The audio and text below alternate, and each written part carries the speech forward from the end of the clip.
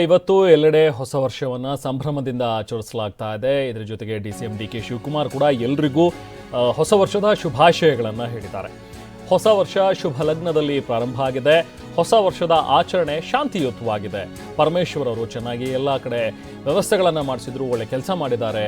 ಸರ್ಕಾರದ ಪರವಾಗಿ ನಾನು ಎಲ್ರಿಗೂ ಶುಭ ಹಾರೈಸ್ತೀನಿ ಅಂತ ಹೊಸ ವರ್ಷಕ್ಕೆ ಡಿಸಿಎಂ ಡಿಕೆ ಶಿವಕುಮಾರ್ ಶುಭ ಹಾರೈಸಿದ್ದಾರೆ.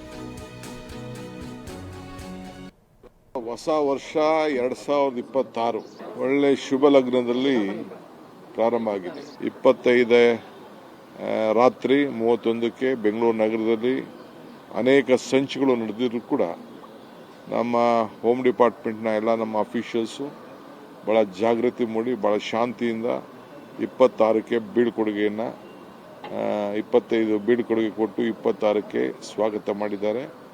ಸೊ ನಾನು ಕೂಡ ಆ ಮಧ್ಯರಾತ್ರಿಯಲ್ಲಿ ನಾನು ಪ್ರತಿ ಸಂದರ್ಭದಲ್ಲೂ ಕೂಡ ನಾನು ವಾಚ್ ಮಾಡ್ತಾ ಇದ್ದೆ. ಬೆಂಗಳೂರು ನಗರದ ಒಬ್ಬ ಶಾಸಕನಾಗಿ ಇದನ್ನು ಮಂತ್ರಿಯಾಗಿ. ಸೊ ಎಲ್ಲ ಆಫೀಸರ್ಸು ಬಂದಿದ್ದರು, ಅವ್ರಿಗೆಲ್ಲ ಶುಭ ಹಾರೈಸ್ತೇನೆ. Entire team under the leadership of Parameshwar ಎಲ್ಲರೂ ಕೂಡ ಭಾಳ ಚೆನ್ನಾಗಿ ಕೆಲಸ ಮಾಡಿದ್ದಾರೆ. ಎಲ್ಲೂ ಕೂಡ ಯಾವ ಥರದ ಘಟನೆ ನಡೆದಂಗೆ ನೋಡ್ಕೊಂಡಿದ್ದಾರೆ. ನೀವು ಕೂಡ ಮಾಧ್ಯಮದವರು ನಮಗೂ ಸಹಕಾರ ಕೊಟ್ಟಿದ್ದಾರೆ. ನಿಮಗೂ ಕೂಡ ಈ ಸಂದರ್ಭದಲ್ಲಿ ಭಾಳ ಸಂತೋಷದಿಂದ ಪಕ್ಷದ ಪರವಾಗಿ ಸರ್ಕಾರದ ಪರವಾಗಿ ನಾನು ಶುಭವನ್ನು ಹಾರೈಸ್ತೇನೆ. 26 ಎಲ್ಲ ಸ್ಥಳೀಯ ಸಂಸ್ಥೆಗಳ ಚುನಾವಣೆಗಳನ್ನು ನಡೆಸುವಂಥ ಒಂದು ಪ್ರತಿಜ್ಞೆಯನ್ನು ಕಾಂಗ್ರೆಸ್ ಪಕ್ಷ ಮಾಡಿದೆ. ಹೊಸ ವರ್ಷಕ್ಕೆ ಹೊಸ ಬದಲಾವಣೆಗಳು ಸರ್ಕಾರದಲ್ಲಿ ಏನಾದ್ರು ಆಗುತ್ತಾ ಸರ್?